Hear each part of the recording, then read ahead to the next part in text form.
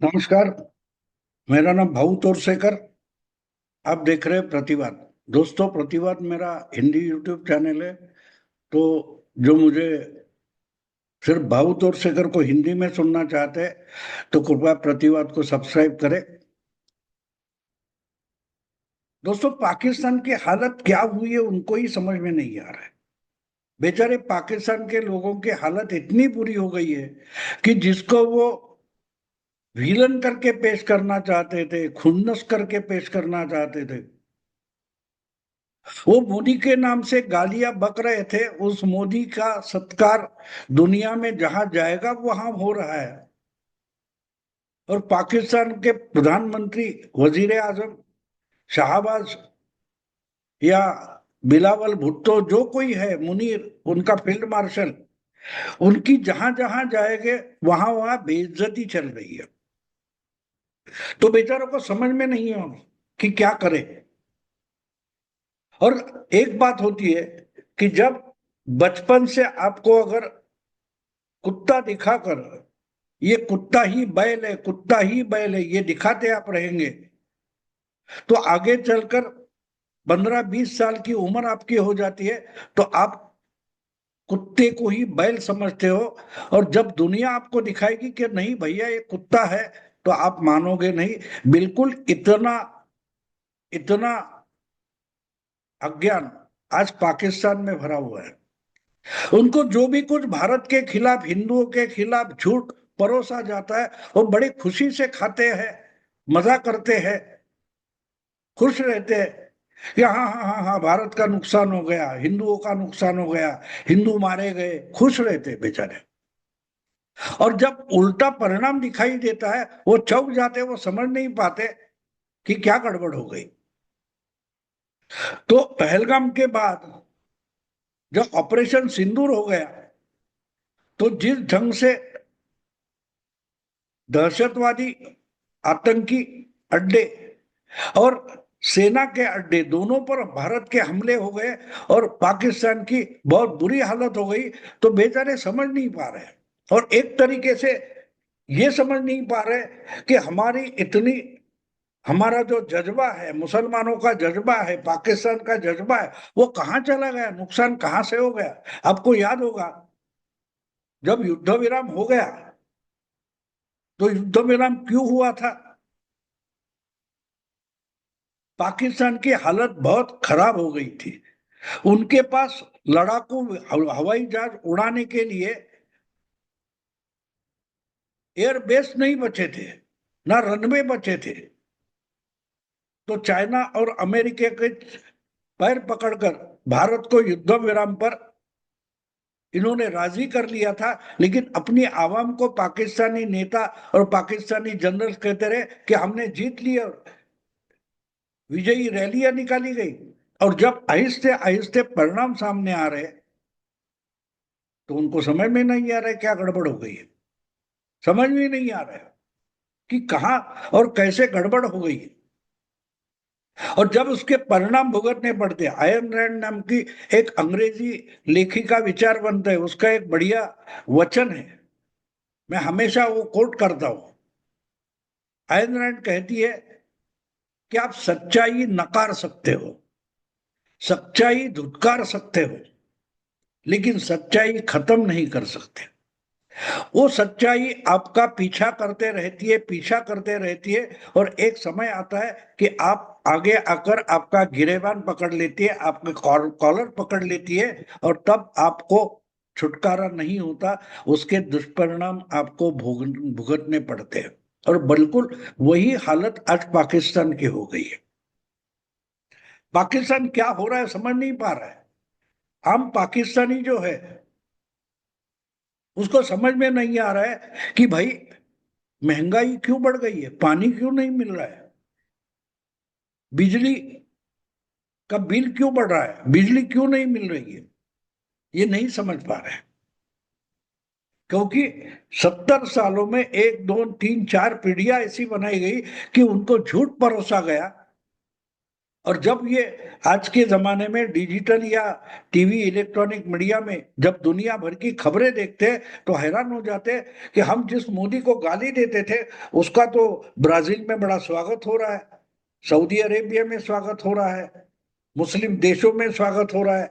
25 छोटे मोटे देश है जिन्होंने अपना सबसे बड़ा सिविल पुरस्कार तो मोदी को दे दिया। ये क्या हो गया है, कहाँ गड़बड़ हो गई है, उनके समझ में नहीं आ रहा।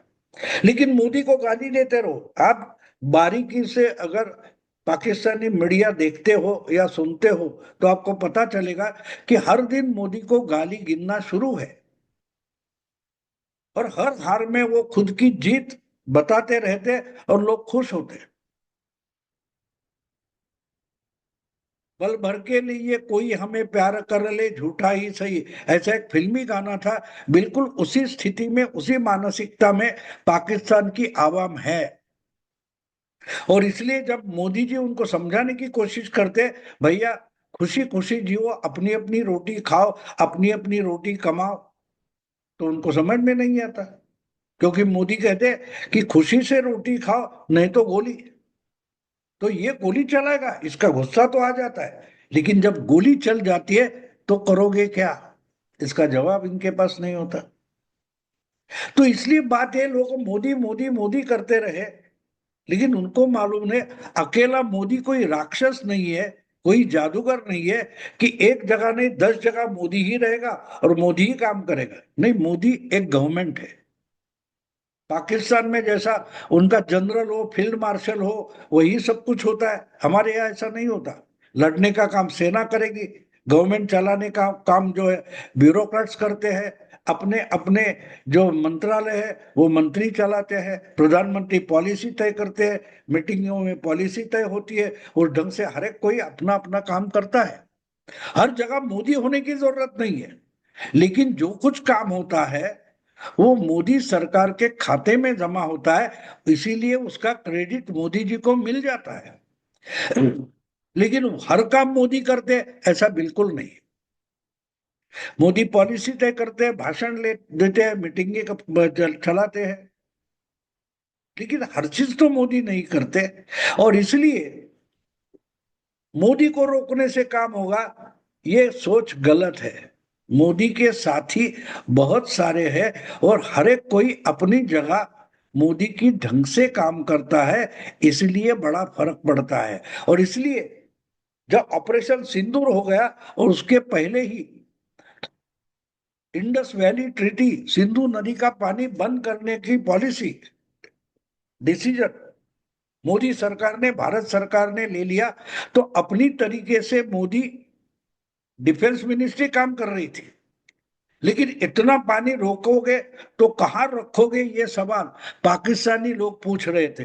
पाकिस्तानी बड़े एक्सपर्ट हैं, वो पूछ रहे थे अरे पानी रोकोगे तो जाएगा कहां पानी। जो कश्मीर की 5 नदियों का पानी है, सिंधु वैली जिसको बोलते हैं, उसका पानी सागर तक, समुद्र तक जाने का रास्ता एक ही है जो पाकिस्तान होकर गुजरता है। तो रोकोगे तो आपके डैम, आपके बांध है भर जाएंगे, आगे जाकर उस पानी का क्या करोगे। तो भारत ने दिखा दिया, जब जी आए छोड़ देंगे। लेकिन बात वहां नहीं रुकी है। अगर इंडस ट्रीटी टूटा है, तोड़ा है, तो इस पानी का कुछ ना कुछ करना पड़ेगा। और अगर करना ही है तो क्यों न हमारे देश में जहां पानी की किल्लत है वहां ये पानी मोड़ दिया जाए। और इस ढंग से अपने आप मोदी सरकार के और मोदी के एक विश्वासु साथी अमित शाह ने काम शुरू कर दिया।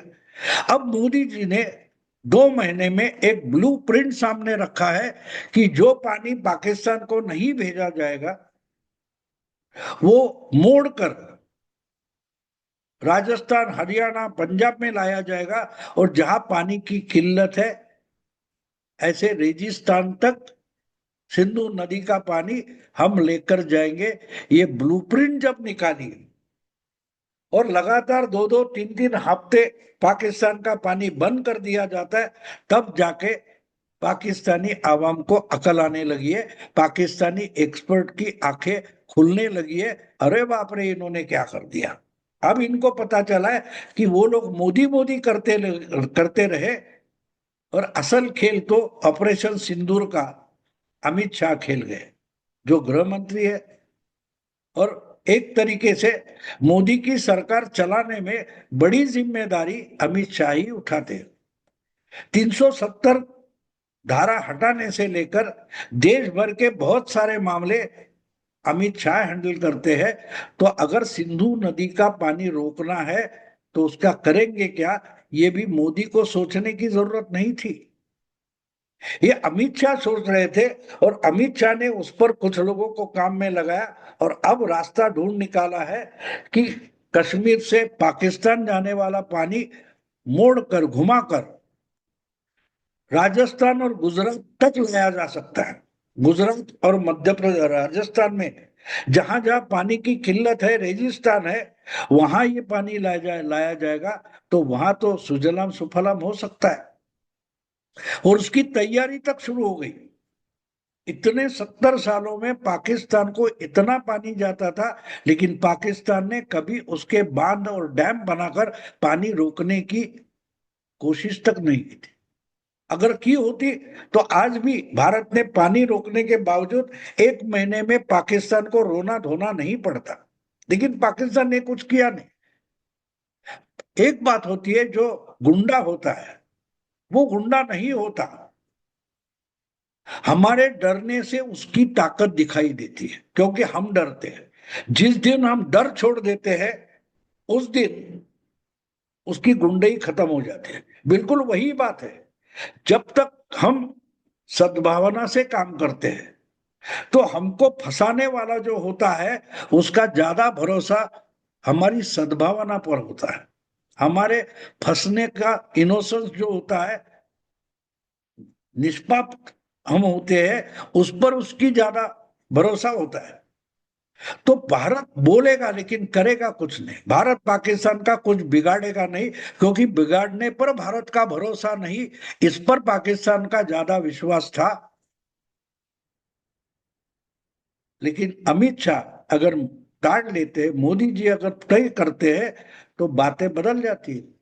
तो इसलिए अगर हमने पानी तोड़ा तो क्या होता है, इसकी एक झलक दिखाई थी। लेकिन अब तो ये लॉन्ग टर्म है, पानी तो तोड़ा है। तो जो पानी तोड़ा है वो मोड़कर घुमाकर राजस्थान गुजरात तक पंजाब से लाया गया, तो क्या होगा। ये डर पाकिस्तानी आवाम को सताने लगा है, पाकिस्तानी एक्सपर्ट को सताने लगा है, क्योंकि उनको 2 महीने बाद पता चला है, समझ में आ रहा है कि हम तो मोदी मोदी करते रहे, लेकिन खेल तो अमित शाह खेल गया। यही तो अमित शाह की ताकत होती है। अमित शाह की राजनीति इसीलिए मोदी से अलग है। आपको याद होगा 2019 में अचानक से वैष्णो देवी वगैरह, वहां जो पर्यटक गए थे, टूरिस्ट गए थे, उनको कोई धोखा है करके बहुत सारे आर्मी के जवान भेजे गए कश्मीर में, और सिर्फ 2 हफ्ते में बहुत सारे टूरिस्ट को वापस लाया गया, और 370 धारा हटाने का प्रस्ताव पार्लियामेंट में लाया गया। ये तरीका है अमित शाह का। तो अमित शाह बोलते नहीं जब तक करते नहीं। मोदी जी बोलते हैं, बाद में करते हैं, लेकिन अमित शाह पहले करते हैं और बाद में बोलते हैं। तो अब जाके पाकिस्तानियों को पता चला कि भारत में अकेला नरेंद्र मोदी नहीं है। हम जिसके नाम से रोज जपमाला उड़ते रहे, वो तो रहा अलग थलग, और ये तो खेल कर गया अमित शाह, जो मोदी जी का बिल्कुल नजदीकी साथी है।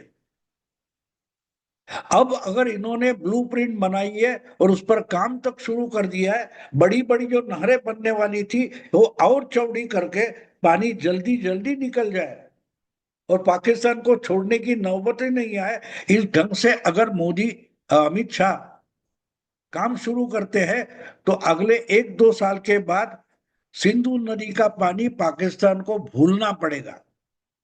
और ये डर अब उनके समझ में आ रहा है, पता अब चल रहा है। कि मोदी मोदी के बजाय अमित शाह क्या करता है उस पर ध्यान देना जरूरी था, ना कि सवाल पूछना रोकोगे तो पानी भेजोगे कहाँ। तो भेजने का रास्ता अमित शाह ने निकल दिया है। दोस्तों अभी यही रुकता हूं। अगर वीडियो पसंद आए तो लाइक कीजिए, शेयर कीजिए और प्रतिवाद को सब्सक्राइब कीजिए। नमस्कार।